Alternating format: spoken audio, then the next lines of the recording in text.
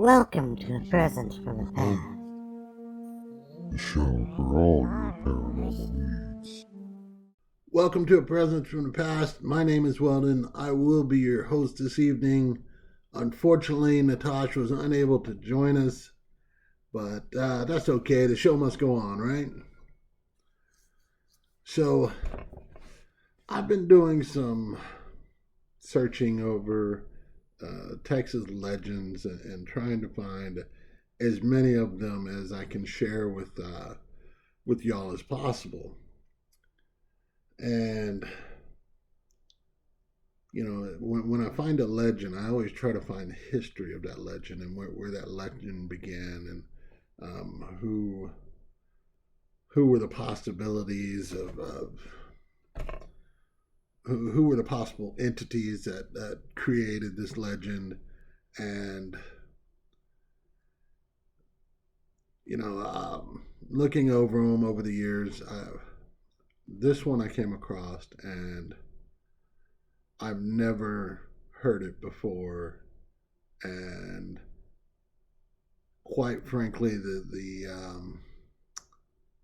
there's only one clear outcome as to where the legend came from and who the possible legend is.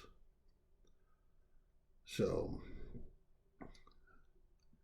we will discuss this, and I will also discuss the other story that I came across, and it just didn't seem, it didn't have as much to it as this one. And normally the story with a little bit more history to it and a little bit more depth to it tend to be a little bit more believable. So on that note,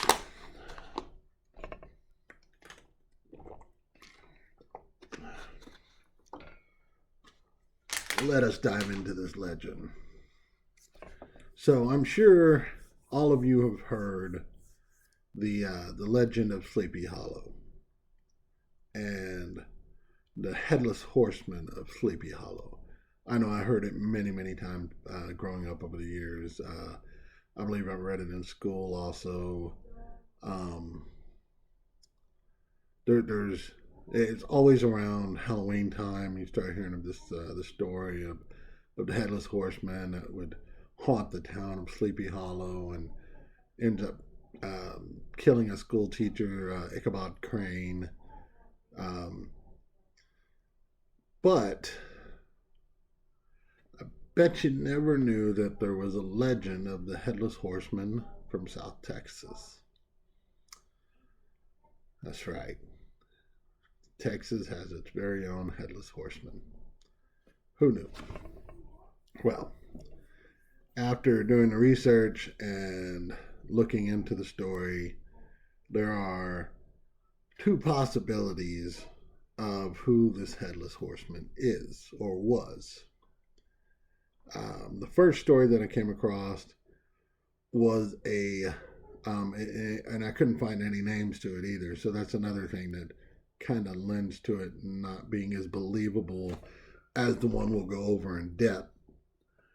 The first one was a wealthy man from, I believe, Kentucky, moved down to the area where this is based, which is an area. You know what? I'll go over the description of the area, and then I'll come back to the wealthy man from Kentucky.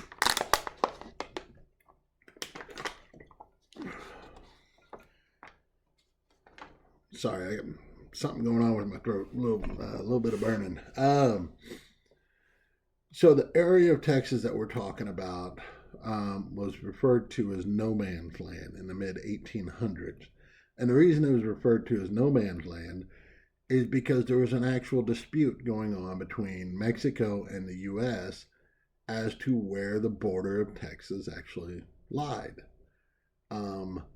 Of course, the U.S. and Texas believed that it was the Rio Grande River, and the Mexico believed it laid much further north, pardon me, I'm going to butcher it, Nueces River. Anyway, the Nueces River. That's what I'm going to call it. And if I'm wrong, I'm wrong. But that river runs roughly from Corpus Christi up to Del Rio, Texas. It goes up and over. If you're looking at the outline of Texas, Del Rio is on the edge of where Texas' little tail comes down into Mexico, and then Corpus Christi is about halfway down on the tail on the other side. So it essentially cuts off the tip portion of the tail of Texas going down into Mexico. So this area was referred to as no man's land. And the reason it was no man's land is because since there was such a debate on what country actually owned it, the criminal element found it the prime opportunity to steal horses, steal cattle, murder, rob, thieve, do whatever anything you can think of as far as criminal element. It was happening in no man's land. In order to, so in the mid 1800s, there was actually a battle or a war between Mexico and the U.S., and it was established that the border was Rio Grande. Well, that area still had a lot of that criminal element in it, and in order to battle that criminal element, Texas created the Texas Rangers, who were famous and notorious at the same time, infamous. They were rough cowboys that issued their own form of justice, especially in the no man's land. And you best believe they had some of the most brutal tactics of the time. So that's the area where this happens. It's just south of San Antonio, to the west of San Antonio, all the way over to Corpus Christi. Okay? So if you have kind of that visual mindset, the story has it, the first story, the one that I've read but not too keen on believing, is that a rich Kentucky man moved down into that area thinking he'd be able to buy up some land because, of course, with all the criminal element going on, the land's cheaper down there, and he'd be able to buy a huge portion of land for cheap. Well, supposedly while he was down there, before he ever had a chance to brokerage any land deals or anything, he was overtaken by some Mexican Banditos, which were, just roving gangs or outlaws in the no man's land, and they killed him and took all his money. And when they killed him, they cut off his head, put him on his horse, and let him ride off. Again, I have no names for who this supposed person is from Kentucky. I have no names for who the possible Banditos are that did it. And that's pretty much how that story ends. The other story I have has a lot more depth to it, and it is pretty graphic. So the supposed legend of the Headless Horseman is he's reported being seen roaming the hillsides in no man's land. And there was even a report in the early 1900s of a family going down towards San Diego, Texas, which, yes, we do have a San Diego, Texas, but it is a very small town, and it's south of San Antonio, almost towards Corpus Christi, more south of San Antonio. But anyway, a family was headed there. Well, a husband and a wife, were headed there in a covered wagon, and were passed by a headless man on a gray horse. And supposedly he was screaming, "It's mine, it's mine, it's all mine," as he rode past them. Yeah, that probably scared me. Yeah, riding along, and all of a sudden, horse runs up, and you look over, and the guy's got no head, and yet you hear him speaking. Yeah, that would freak me out. And then there's been other reports of people seeing him in the hills, and just seeing kind of a silhouette or whatever of a headless horseman riding throughout the hills. So the legend that I truly believe is the Headless Horseman, or also known as El Muerto. And pardon me if I butchered that. I do apologize. Being from Texas, you figured I'd know a little bit better on Spanish, but I'm hard of hearing, so every dialogue doesn't necessarily come across to me. So the story that I believe, and that I think holds a little bit more weight to it, is the story of two Texas Rangers, Creed Taylor, and this guy has like 4 names. There it is. William Alexander Andrews Wallace, also known as Bigfoot. So I will call him Bigfoot Wallace from this point forward. So Bigfoot Wallace and Creed Taylor were 2 Texas Rangers down in no man's land to help keep the peace, keep the justice, deliver justice the Texas Rangers way, and try and the whole purpose behind the Texas Rangers was to either run the criminal element out and or convince other people not to become part of the criminal element. So the Texas Rangers used all sorts of tactics in order to do this. Now, back in that time, which was the 1850s, in the 1850s, if you were a cattle thief or a horse thief, you were on a bar worse than a murderer. Meaning they would rather have a murderer in their town than a horse thief. It's kind of odd, but back in the day, everybody made their living off the horses, and that was their life. So, and one horse thief or cattle thief, cattle rustler, whatever you want to call them, that lived in no man's land and thrived off the criminal element was a person by the name of Vidal. So Vidal would, steal horses, steal cattle, do whatever he wanted to survive.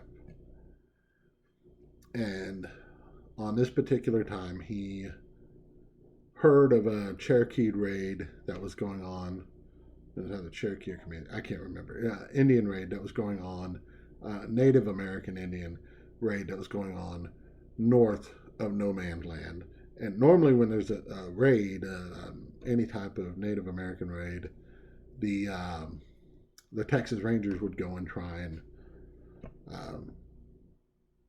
put an end to it or trace down the Indians that did it. But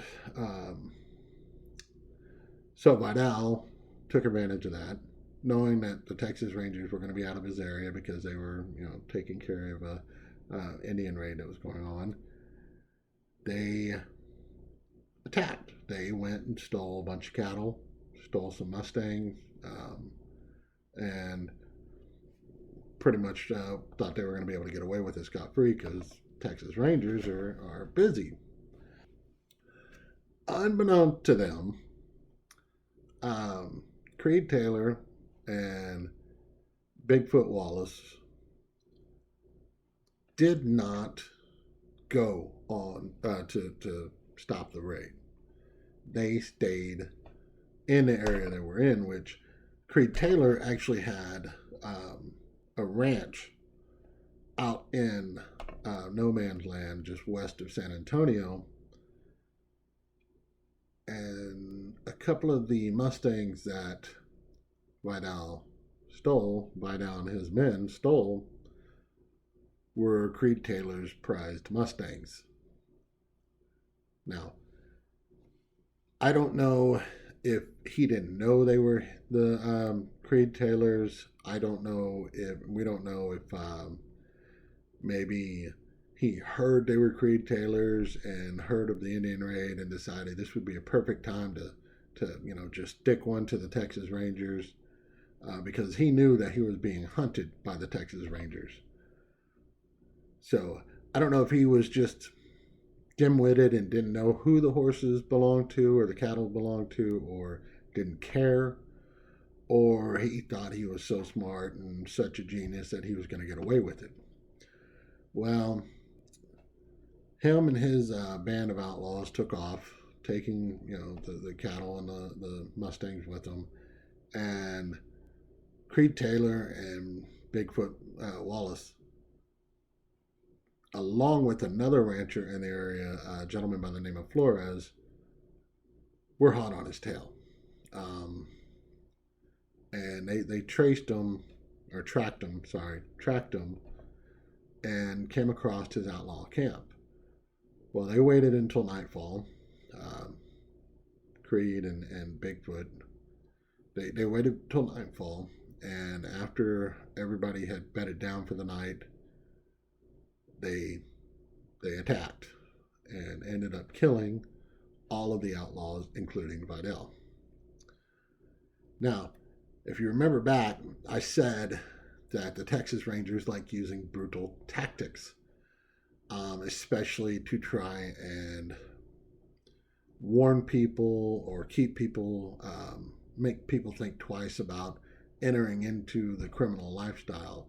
And some of those tactics would include, for horse thieves, it was hanging the bodies up in trees and letting them stay there. There was also some where they would butcher the horse thieves and feed them to livestock, such as pigs and other things. I guess Bigfoot Wallace decided that wasn't good enough. It wasn't getting the message across. So, especially when Vidal was gutsy enough to steal from a Texas Ranger. So with Creed blessing, Bigfoot Wallace continued into pretty much creating the legend of El Muerto and Muerto.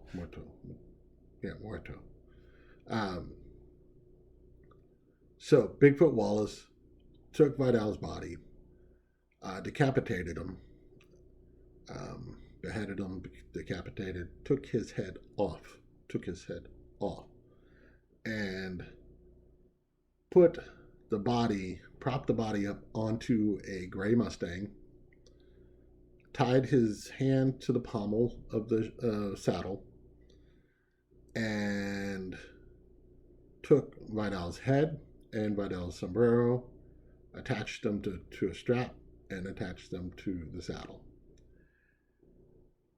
And then they turned him loose, letting him wander the countryside, this beautiful horse with a dead body propped up on it. No telling what, just the image alone is disturbing.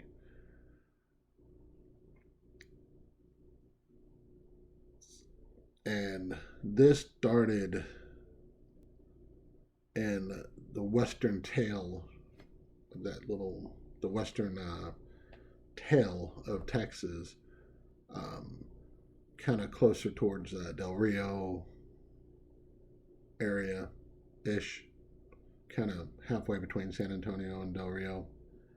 And his body was not taken off the horse until the horse wandered into Alice, Texas, which is next to Corpus Christi, which means the horse traveled through the hills, through the streets, through all of no man's land, pretty much, most of no man's land, with a dead body, decapitated dead body, attached to its saddle, as a warning to all would-be horse thieves.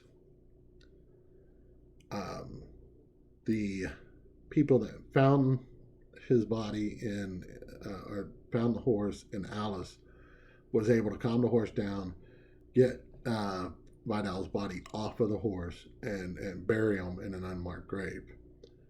It is said that when they went to get Vidal's body off of the horse, that he was riddled with bullet holes, some of them probably from the night he was killed, some of them from possible passerbyers that were seeing something that freaked them out and they shot first and asked questions later.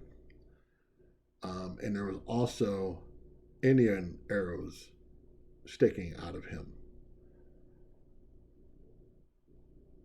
I can't even imagine coming across that as a person, coming across,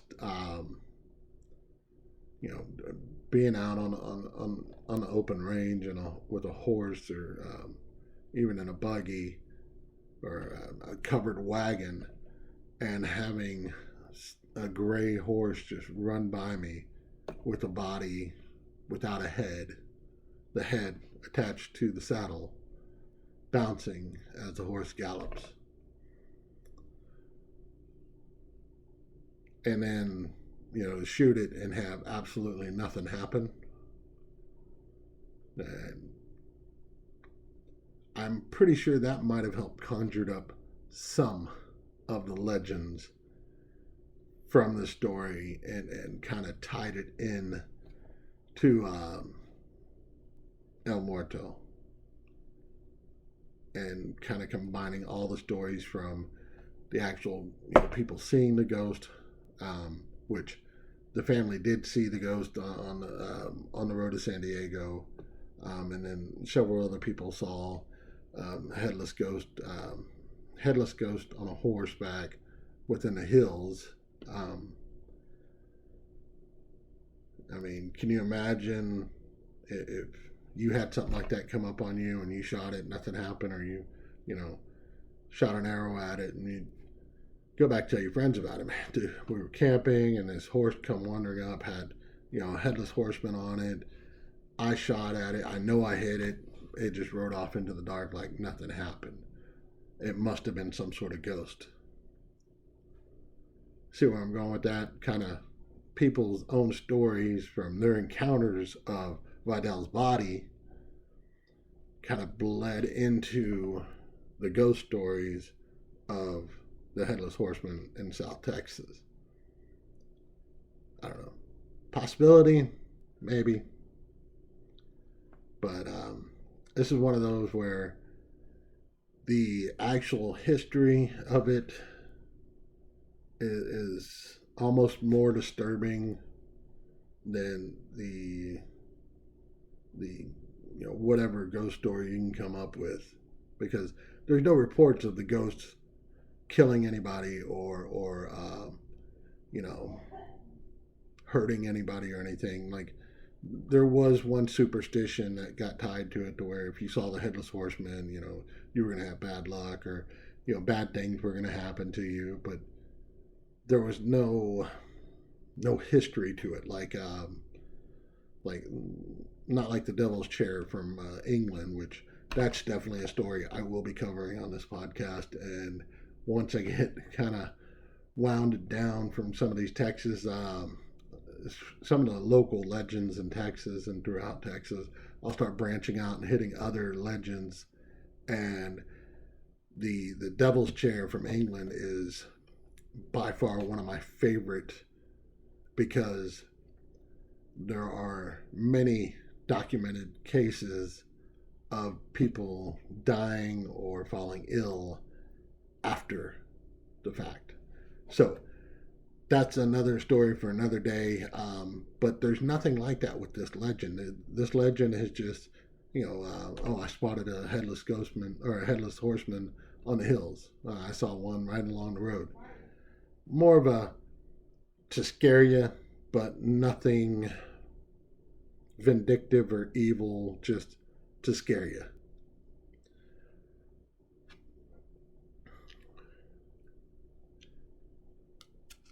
And I mean, if you want to hear more stories like this, more Texas legends, and like I said, I'll be branching out from Texas legends also.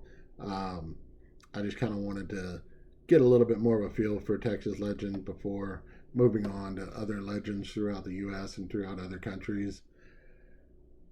But if you want to hear more stories like this, please hit the subscribe button down below.